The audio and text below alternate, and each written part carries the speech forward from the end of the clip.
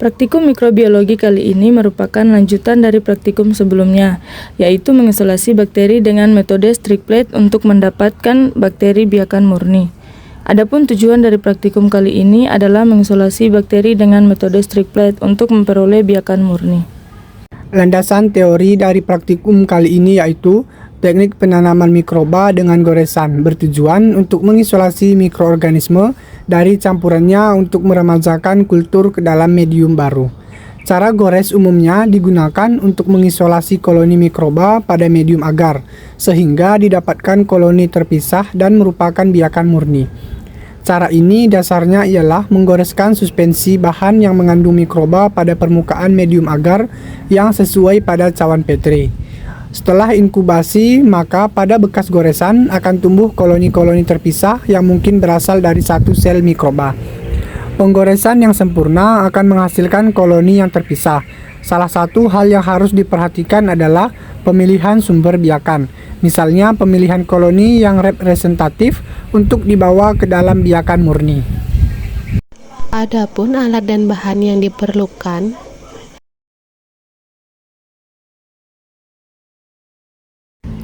diberi garis untuk menandai kuadran 1, 2, 3, dan 4.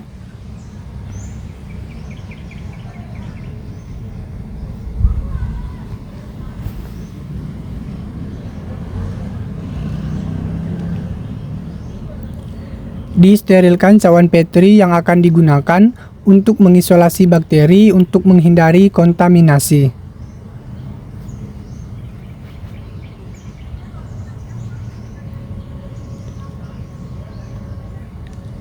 Dipanaskan jarum ose dengan bunsen hingga berpijar dan tunggu sampai dingin.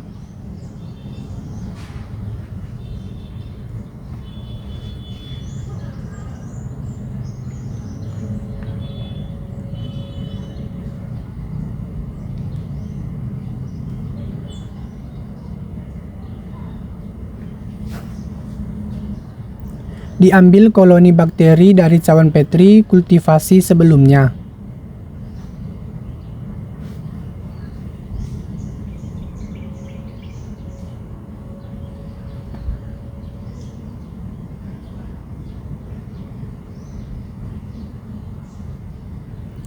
Disterilkan kembali cawan Petri yang akan digunakan untuk mengisolasi bakteri.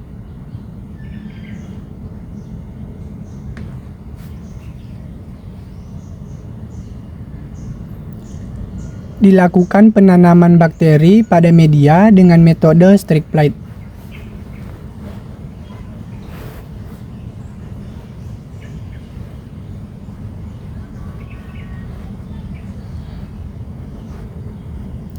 Setelah itu, wrapping cawan Petri hingga tidak ada celah udara yang masuk, serta berikan sampel yang telah berisi kode isolat.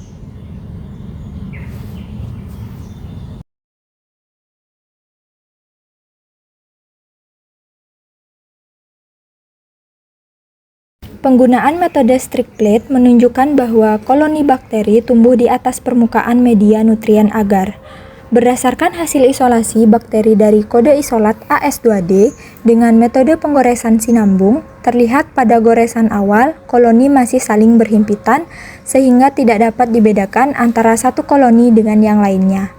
Biakan murni yang diperoleh dapat dikatakan hampir berhasil dan memiliki karakteristik koloni tidak berpigmen atau berwarna putih susu yang bila terkena cahaya tidak transparan.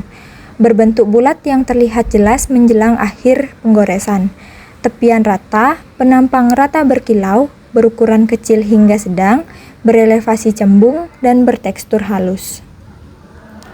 Berdasarkan hasil isolasi bakteri dari kode isolat AS2F dengan metode strict T, diperoleh hasil biakan murni tanpa adanya kontaminasi.